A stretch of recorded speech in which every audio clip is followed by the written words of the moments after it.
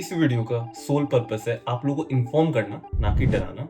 मैं तो चाहूंगा कि आप लोगों का सबका सेंटर बहुत अच्छा और आप लोगों को कोई दिक्कत वहाँ फेस ना करनी पड़े। बट अगर कोई वहाँ दिक्कत आती है तो आप लोगों को पता होना चाहिए कि आपको अपना कामनेस मेंटेन करनी है।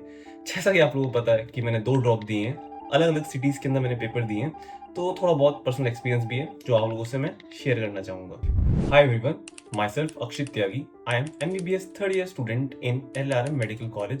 I secure rank of 3056 in NEET 2022. Disturbance in center. तो जैसे कि मैंने पहले ड्रॉप के अंदर अपना जब पेपर दिया था, तो जस्ट मेरे सेंटर के बगल में ही एक कंस्ट्रक्शन चल रहा था जिसकी बहुत ही अनोइंग नॉइजेज आ रही थी।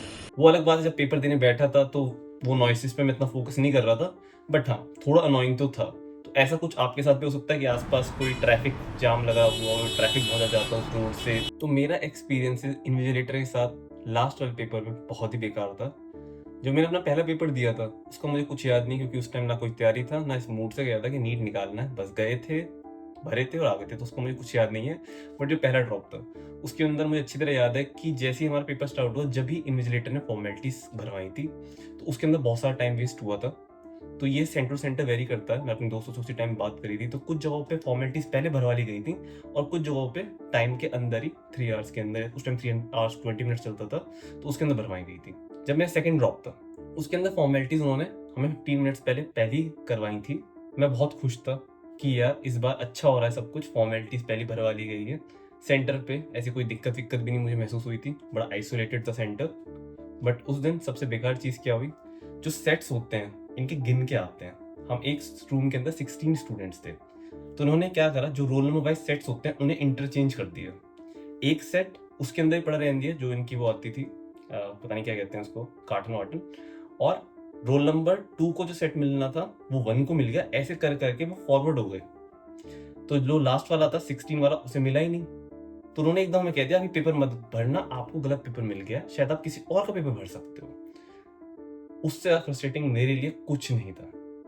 उस चीज़ में उन्होंने 15-20 मिनट्स वेस्ट कर दिए। बाहर से दूसरे टीचर्स को बुलाया, सीनियर्स को, ऐसा ऐसा दिक्कत हुई है, किसी ने चेक ही नहीं करा जो उनका कार्टन है, पॉलिथीन जो भी थी, कि उसके अंदर एक रखा रह गया।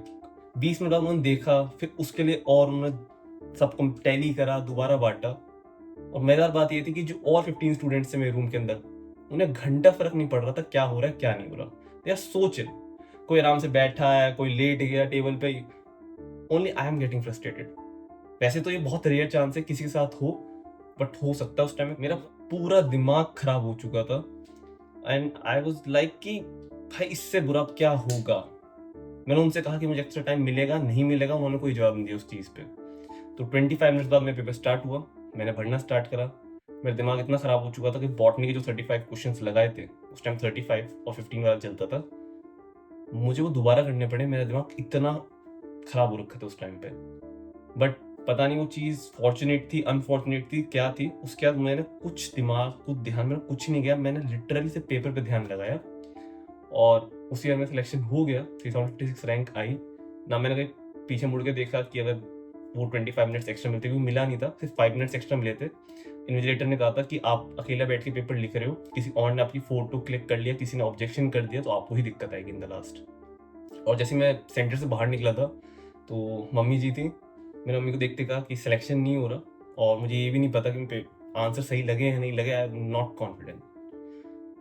तो वो एक बहुत गंदा एक्सपीरियंस है मेरे साथ और मैं नहीं चाहूँगा ऐसे किसी के साथ हो, but rare of the rare के साथ हो तो पता होना चाहिए कि यार हो जाती हैं ऐसी चीज़ें। क्योंकि जो इन्विजिलेटर आए उन्हें कोई मतलब नहीं है आप लोगों से, उन्हें पैसे मिलते हैं, उनका संडे का दिन होता है, वो आते हैं अपना टाइम पास करके चले जाते हैं, उन्हें कोई मतलब नहीं है आप लोगों से। तो अपना भाई देख लेना कैसे करना है। मेरा हो गया सिलेक्शन, मैं इसलिए कहता हूँ फॉर्चुनेट था अनफॉर्चुनेट था, शायद उस दिन टाइम ज़्यादा मिलता, नहीं इतना स्कोर हो पाता, या फिर टाइम मिलता जो भी मैंने सोचा नहीं। तो सेंटर कंडीशन भी वेरी करती हैं जगह टू जगह।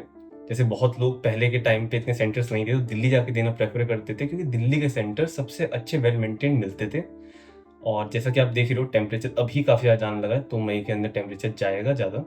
तो जिन बच्चों को आदत है एसी में बैठ के लगाने की, इन सब चीज़ों की, तो थोड़ा उसे अवॉइड करो। और बहुत जगहों पे तो सेंटर पे लाइट वाइट भी चली जाती है, तो इवन फैंस डोंट वर्क। और बहुत छोटे छोटे रूम्स होते हैं, अगर फैंस नहीं भी होते, मतलब होते हैं चल नहीं रहे होते हैं, या बहुत बड़े रूम में कुछ ही फैंस होते हैं, तो वहाँ थोड़ा प्रॉब्लम आती है। आपका फ्लोर सबसे ऊपर हो गया, जैसे 4th फ्लोर का आपका सेंटर है तो 4th फ्लोर बैठे हो, तो 2 से 5 के बीच में पता है कितनी गर्मी होती है, वहाँ तपोगे बैठ के। तो उस चीज़ का थोड़ा प्रिपेयर है ना, मैंने तो ये करा था अपने टाइम पे कि जब मैं पेपर लगाता था तो मैं अपना फैन वैन सब एसी वेसी बंद करके लगाता था। थोड़ा एक्सट्रीम था। सबसे हॉट टॉपिक होता है जो हर साल का, वो होता है पेपर लीक। और मैं आपको एश्योर कर देता हूँ पेपर इस साल भी लीक होगा।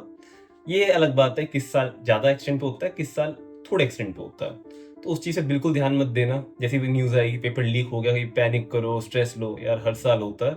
कट ऑफ मोस्टली बढ़ती है हर साल, अभी तक तो बढ़ती है, ये अब से मैं देख रहा हूँ। और कट ऑफ का जब भी पता चलेगा आप लोगों को, जब पेपर रिजल्ट सब आ जाता है, उससे टाइम पता चलता है कट ऑफ को। उससे पहले जो आपको बता रहे हैं कट ऑफ ये जाएगी वो जाएगी, वो फालतू बनती है और वहां अपना टाइम वेस्ट मत करो। और आपको कोई भी दिक्कत हो, please drop down in the comment section, and in the last let's unlock the potential and the uniqueness with in us.